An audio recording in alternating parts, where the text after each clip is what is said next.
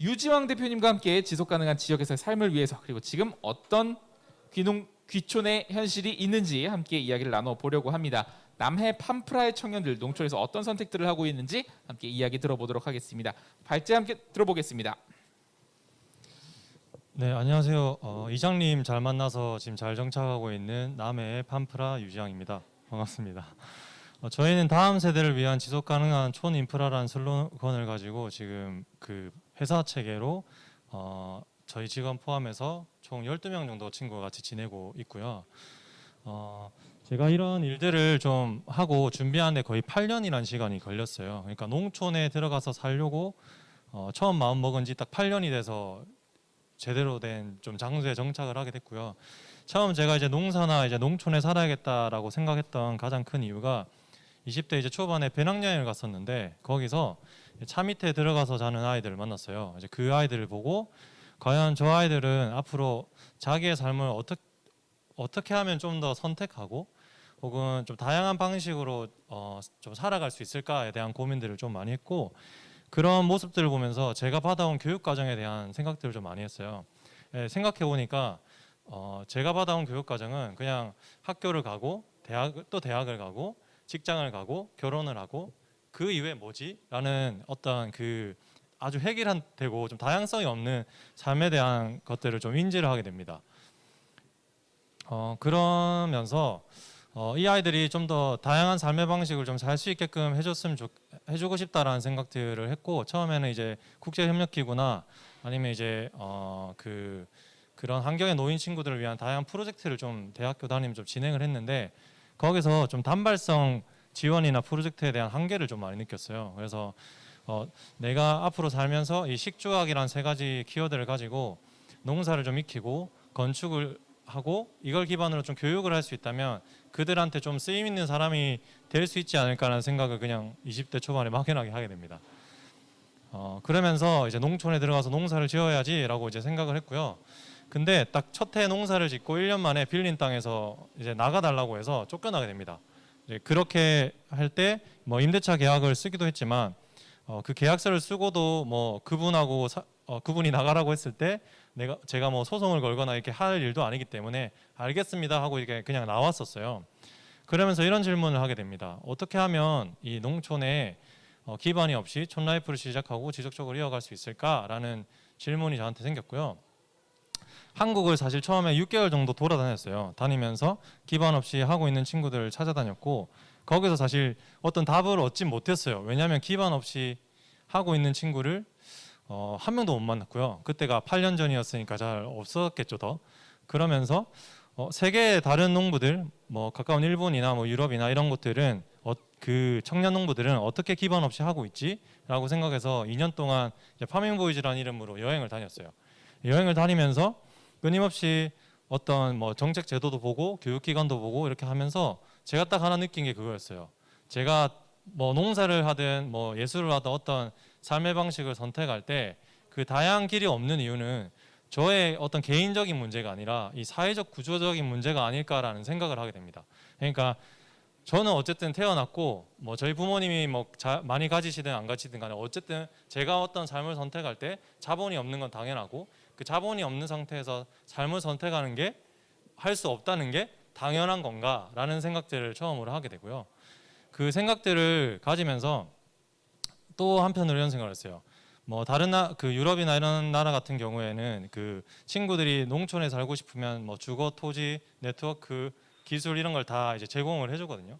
그래서 제가 이미 어른이 돼가는 상태에서 다음 이 청소년, 그러니까 20대 초반의 청년들이 이런 촌에서 다양한 삶의 방식을 좀 실험하고 거기서 자기의 완충지를 느끼고 그러면서 이 촌에 조금씩 정착할 수 있는 단순히 어떤 농부뿐만 아니라 그 촌이라는 곳은 정말 다양한 일들이 있거든요. 그런 일들을 하면서 좀 사라지는 어떤 지역들, 사라지는 촌을 좀 지켜갈 수 있지 않을까. 그리고 그 청년들한테 또 제대로 된 기회가 제공되지 않을까라는 생각들을 하면서 팜프라라는 회사를 만들게 됐고요. 거기서 저희가 봤던 어떤 문제의식은 이거였어요.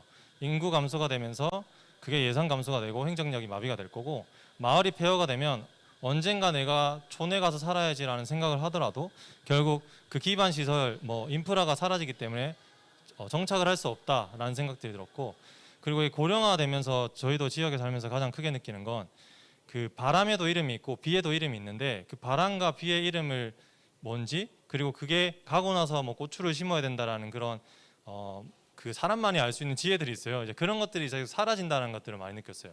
이제 그런 것들이 사라지면 결국 이 끊임없이 공급만 받는 도시에 식량들이 계속 먹을 것들이 이제 제공이 안 될 거고, 이게 어쨌든 이 나라에 큰 어떤 문제가 되지 않을까라는 생각들을 많이 하게 됐습니다.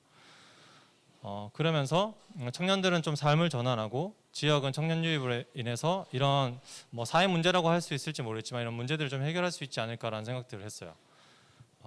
그래서 처음 했던 건 석유 에너지를 최대한 사용하지 않는 6평의 제가 살 집을 먼저 짓는 작업을 했었고요. 그 집을 짓다 보니까 한 2년 동안 한 300명 정도 되는 청년들이 찾아오면서 저와 같은 삶을 좀 살고 싶다라는 이야기들을 많이 했어요.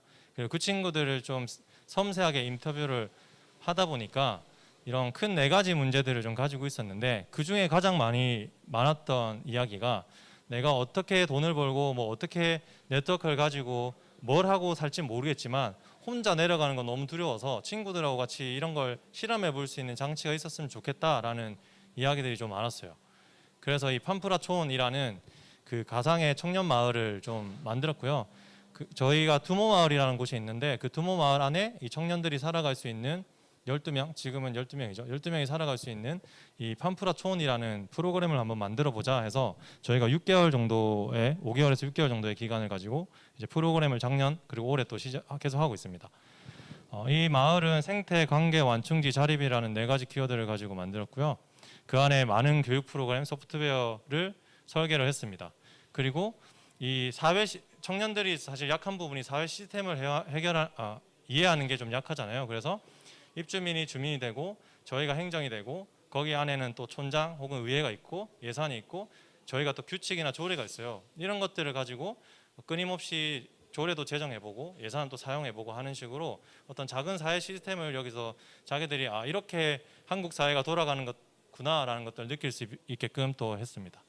그리고 제일 중요하게 느낀 건 결국 자기가 촌에 살 수 있냐 아니면 도시가 맞냐라는 거를 알려면 자기가 타고난 기질이 뭔지, 그리고 나는 어떤 삶을 살았고 현재는 그래서 어떤 사람인데 앞으로 어떤 기준과 방향성으로 살아가면 되는지를 삶의 궤적이라는 교육 프로그램을 통해서 또 진행을 했습니다. 그리고 이제 작년에 했던 그 12명이 살았던 내용을 기반으로 보고서를 만들었어요. 이 보고서를 만든 가장 큰 이유는 끊임없이 사회에 어떤 많은 문제들이 일어나는데 이게 잘 기록되고 정책으로 제한되지 않는다는 느낌들을 많이 받았고, 계속해서 농촌 혹은 귀농 귀촌 관련된 이슈는 집을 어떻게 구해야 되나요? 뭐 돈을 어떻게 벌어야 되나요? 이런 이슈들은 끊임없이 일어나는데 그걸 정작 제대로 해결하는 경우가 없어서 저희가 이 보고서 안에는 그 입주민들, 청년들이 와서 살면서 일어났던 일들을 회의록부터 시작해서 그들이 느꼈던 감정들, 기술적인 배움들 이런 것들을 다 세세하게 적어서 넣었어요. 이제 이런 걸 통해서 어떤 행정에서 이런 프로그램 준비할 때 좀 잘 정책적으로 잘 봤으면 좋겠다. 혹은 귀농귀촌을 준비하는 청년들이 이 자료를 가지고 실제로 농촌은 이런 일이 일어나구나라는 것들을 느낄 수 있게끔 좀 보고서를 만들었어요. 근데 제가 이제 어쨌든 제가 할 수 있는 말들은 제 경험상으로 이제 할 수 있는 말들인데 거기서 느꼈던 몇 가지 이슈들이 있었습니다.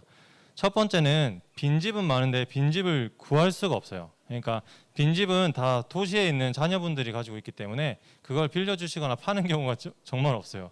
그래서 이장님한테 저희가 1년 동안 집을 구했는데도 그 집을 구하지 못하고 있어요. 그리고 이런 문제들은 그 들어간 이주민뿐만 아니라 마을에 사시는 어른분들 똑같은 문제를 가지고 있는데 이 폐허들이 점점 늘어나면서 그 폐허 때문에 사람 사는 기분이 안 난다라는 이야기들을 굉장히 많이 하고 있어요. 그리고 두 번째는 이 저희가 살아보기 프로그램을 통해서 한 뭐 좀 정착하고 싶은 청년들이 있었는데 문제는 그들을 위한 어떤 정책이나 생태계가 전혀 없다라는 걸 했어요. 제가 청년에 좀 주목을 했던 이유는 당사자로서 가장 잘 알 수 있는 세대라고 생각해서 이제 청년에 주목해서 이런 사업들을 준비를 했는데 이런 문제들은 비단 청년만의 문제가 아니라 다양한 어떤 은퇴자들 혹은 청소년들까지 새로운 기회를 찾는 사람들이 그 기회의 수요보다 공급이 너무 없다는 것들을 많이 알게 됐습니다. 그러면서 저희가 남해에 있는 행정하고 같이 이제 정책 설계를 했고요.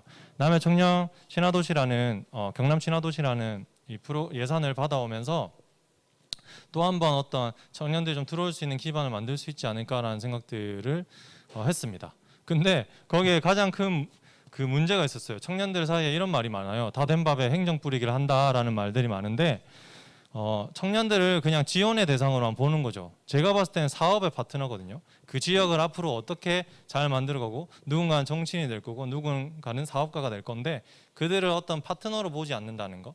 그리고 사례가 필요한 행정에서 끊임없이 저희를 찾아와요. 근데 이분들은 이거를 단편적으로 보고 가지 깊게 들어가서 그걸 이야기하고 그걸 끊임없이 논의하고 하는 작업들을 하지 않더라고요.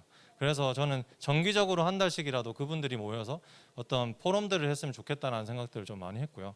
물론 코로나 시대 이전의 생각들이었고, 그리고 행정 내부에는 새로운 남해군 같은 경우에 청년 공무원들이 되게 많은데 문제가 하나 있습니다. 그 청년 공무원들이 일을 하면서 이 시대와 맞지 않는 어떤 문제들이 있는데 이런 것들을 내부적으로 받을 수 있는 피드백 시스템이 전혀 없어요.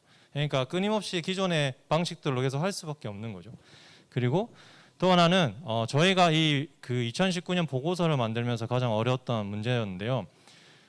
저희가 생각했을 때는 이런 정책을 연구하는 사람들이 저희처럼 민간단체에서 실험하는 팀들한테 연구원이 파견이 와서 붙어서 같이 그거를 기록하고 인터뷰했으면 좋겠는데 그런 제도가 전혀 없어요. 그래서 저희는 생업을 위해서 일을 하고 농사를 짓고 그리고 뭐 친구들이 오면 또 케어를 하는데 동시에 연구까지 해야 되는 상황입니다. 그래서 이런 정책들을 좀 뭐 이야기해달라 이렇게 하시는데 그럴 때마다 연구원님을 파견해 주세요라는 이야기들을 많이 합니다. 그리고 이제 네 번째인데요. 아까 말씀드린 것처럼 끊임없이 지금 소멸되는 어떤 지혜나 뭐 어르신들의 기술 이야기들이 있는데 이것들을 어떻게 좀 우리가 전달해 볼까라는 생각을 가지고 이 매거진이라는 걸 만들었어요. 그래서 이 시금치 매거진 안에 이 어르신들이 가지고 있는 어떤 생산 기술이나 지혜들을 넣고 시금치를 주문하면 이 매거진과 시금치를 같이 보내주는 혹은 고사리를 같이 보내주는 그런 프로젝트를 좀 진행을 했었는데 이렇게 저희가 하고 있음에도 불구하고 그분들이 돌아가시는 분들이 너무 많아요. 1년에 몇 분씩 돌아가시니까 이런 것들을 앞으로 어떻게 해야 되지? 과연 나중에 이 기농기촌을 생각하고 혹은 이런 어떤 먹거리의 중요성을 생각하고 보존하려고 할 때는 과연 그게 가능할까? 라는 생각들을 좀 많이 하게 됩니다. 그리고 가장 이제 많이 느끼는 부분인데요. 올해 비가 되게 많이 오면서 농사가 되게 잘 안 됐어요. 그리고 작년에는 태풍이 5회 정도 오면서 농작물이 이제 다 떨어지고 이런 어떤 이슈들이 도시에 있을 땐 잘 못 느꼈는데 이런 촌에 있으니까 바로바로 느껴지는 것들이 있어요. 그리고 태풍이 한번 오면 바닷가에 쓰레기가 너무 많아서 이걸 다 치우는데 에너지가 너무 많이 듭니다. 그런 것들을 보면서 과연 제가 만약에 아이를 낳는다고 했을 때 그 아이 세대가 지구에서 기대 수명만큼 살아갈 수 있을까라는 이슈들을 되게 많이 가지고 있고 그럼 이 상황에서 우리가 어떻게 할 수 있을까? 그냥 쓰레기를 줄이는 것만으로 충분할까? 탄소를 그럼 어떻게 줄일까? 이런 대책들이 되게 없잖아요. 그래서 저희가 하고 있는 좀 하려고 하는 실험들은 그 빈집도 구해지지 않고 이 기후위기에 어떤 대응도 필요할 것 같아서 저희가 그 돈을 좀 펀딩을 하고 투자를 모아서 에너지 자립을 할 수 있는 형태 그리고 차량을 전기차로 타고 그 재생에너지로 집을 이제 주거를 사용할 수 있는 그런 형태의 마을을 좀 실험해 보자라는 생각들을 가지고 좀 요즘 가장 큰 이슈로 이제 준비를 하고 있습니다. 이상 팜프라의 유정이었습니다.